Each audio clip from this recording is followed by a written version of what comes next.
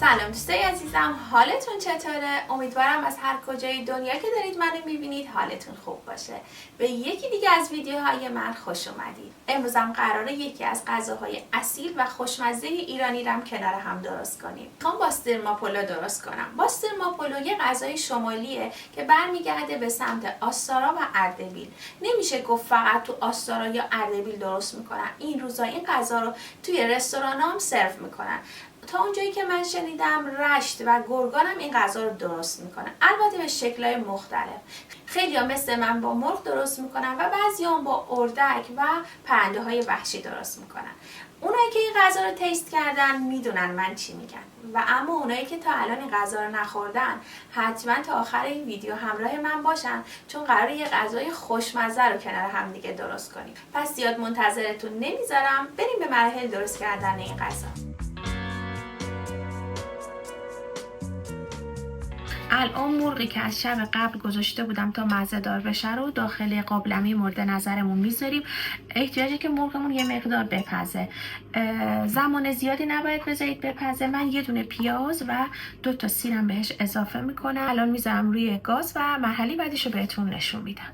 یه نکته مهمی که میخواستم بهتون بگم راجع به پختن این مرغ، برای اینکه مرغمون باز نشه بهتره که از سمت سینه بذارید داخل قابلمه، چون از سمت رون خیلی زود مرغ باز. مقدار آبی که میخوایم بهش اضافه کنید باید خیلی کم باشه، احتیاج نیست آب زیادی بریزیم. ما میخوایم انقدر بپزیم که مرغمون تقریبا نیم پز بشه.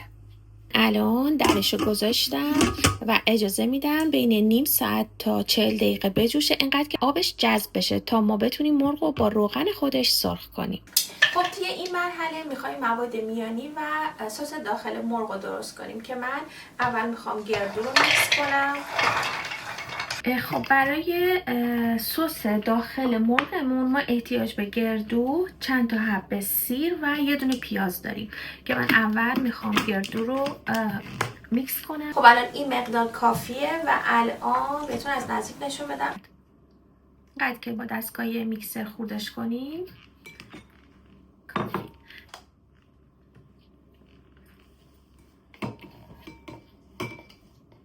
و همینطور 2 تا حب سیری که داشتیم هم خرد میکنیم و به گردومون اضافه میکنیم.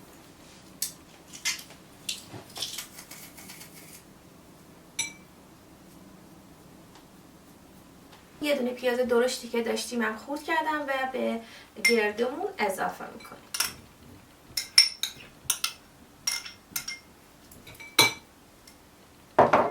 برای درست کردن این سس از رب ازگیل، رب آلوچه و رب انار استفاده میکنم که من الان از رب آلوچه و از رب انار استفاده میکنم. میگن رب ازگیل یکی از بیس‌های خیلی مهمش و خیلی خوشمزه‌اش میکنه. حالا اگه شما رب ازگیل دارید حتما با رب ازگیل هم تستش کنید. الان من اینجا 2 تا قاشق رب آلوچه اضافه کردم. این رب آلوچه و رب انار بود.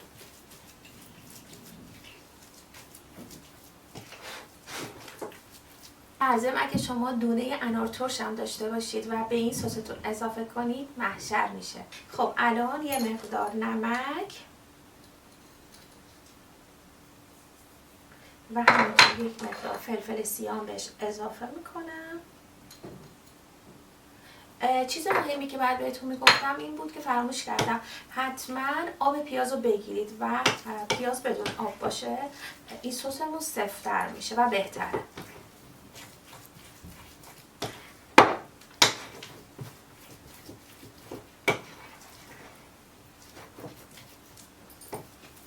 باید غلظتش تقریبا در این حد. خب الان همونطور که دارید میبینید مواد میانی داخل مرغمون آماده شد و من میخوام برم تا مرغ رو سرخ کنم. برمیگردم و مرحله بعدی رو با هم دیگه میبینیم.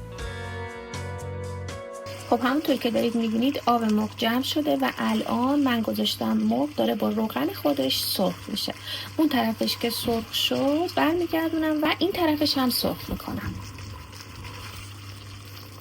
خب من توی این قسمت اون یه دونه پیاز و سیری که گذاشته بودم داخل مرغ رو از توش جدا میکنم و میذارم تا مرغمون خوب سرخ بشه.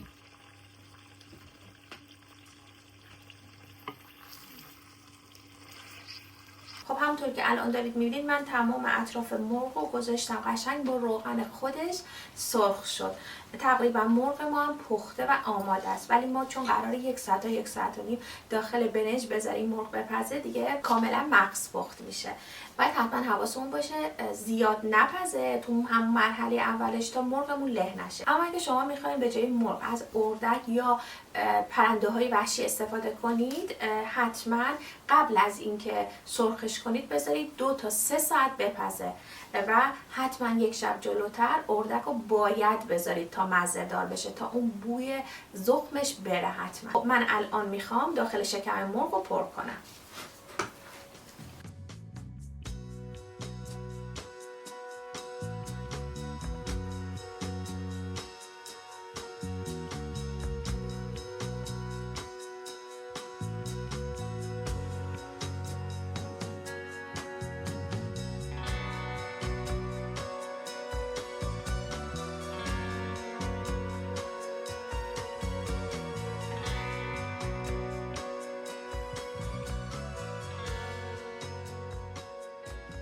الان تقریبا داخل شکم مرغ پر شده و من توی این مرحله با رب اناری که دارم میخوام روی مرغم رو مزه دار کنم. حتما این کارو بکنید چون خیلی طعمش خوشمزه میکنه و یکی از بیسای اصلیش همینه. حتما باید این کار رو انجام بدید.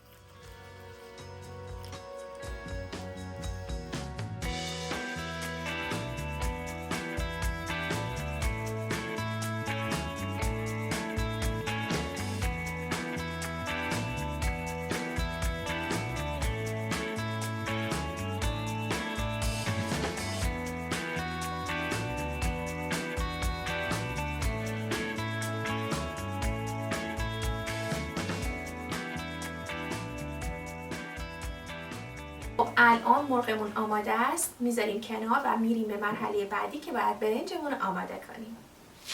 خب برای برنجم بهتون بگم که من برنجم رو از 1 ساعت جلوتر گذاشتم خیس خورد همراه نمک و الان توی قابلمه آب ریختم. آب که به جوش اومد 1 قاشق روغن داخل آب ریختم و برنجم رو بهش اضافه کردم. یکی از نکته های این غذا اینه که حتما باید برنج رو یکم زنده تر برداریم. یکم که قد کشید و بالا اومد کافیه. نه این الان باید یه مقدار دیگه بمونه. خب الان نگاه کنید برنج اومده بالا قد کشیده و داره قولای ریز میزنه، پس آماده است تا من برنج رو آب بکشم. ببینید حسابی قد کشیده. برنج رو آب میکشم و برمیگردم. الان برای تدیکش من داخل قابلمه 2 تا قاشق روغن و 2 تا قاشق زعفرون دم کرده و یه مقدار نمک ریختم و میخوام برای تدیکش از سیب زمینی استفاده کنم. سیب زمینی ها رو به این شکل و به این اندازه برش زدم ببینید و 2 تا دور قابلمه هم میخوام بچینم.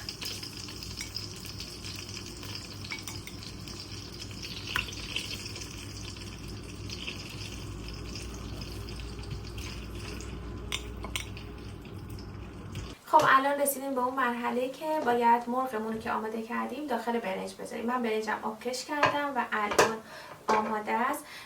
همونطور که بهتون نشون دادم دار سیب زمینی گذاشتم برای تدیکش و الان اول برنج رو اضافه میکنیم. تقریبا 1 کفگیر یا 2 تا کفگیر که برنج ریختیم باید مرغمون رو بذاریم.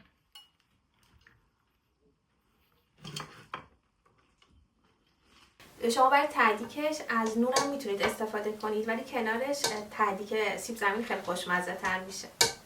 خب الان مرغمون رو میذاریم داخل برنج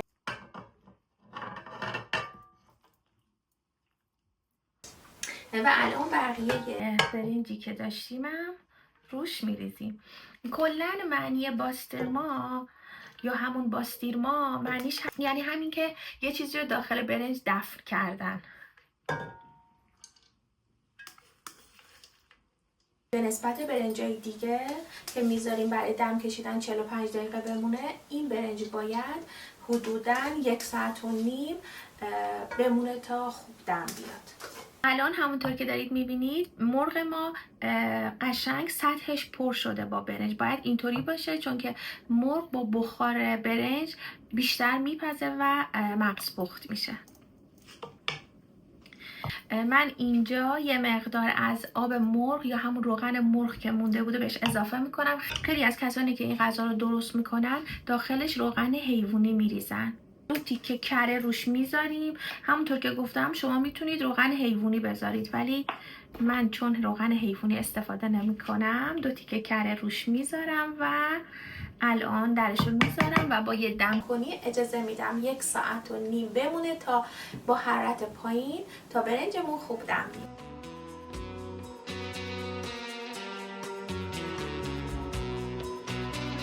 خب همونطور که میدونید داریم به عید و سال نو نزدیک میشیم. خیلیاتون در حال تمیزکاری و فکر این هستید که برای هفت سیناتون و پذیرایی از مهموناتون چه شیرینی‌ها و چه چیزایی رو درست کنیم.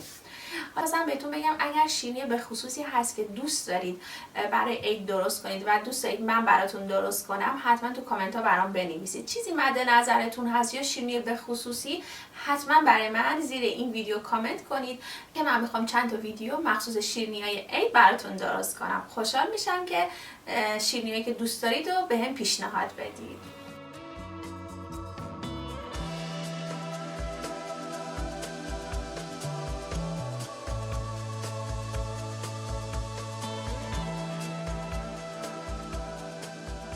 خب دوستای عزیزم، همونطور که دارید میبینید با سرماپولای خوشمزه ما آماده شد.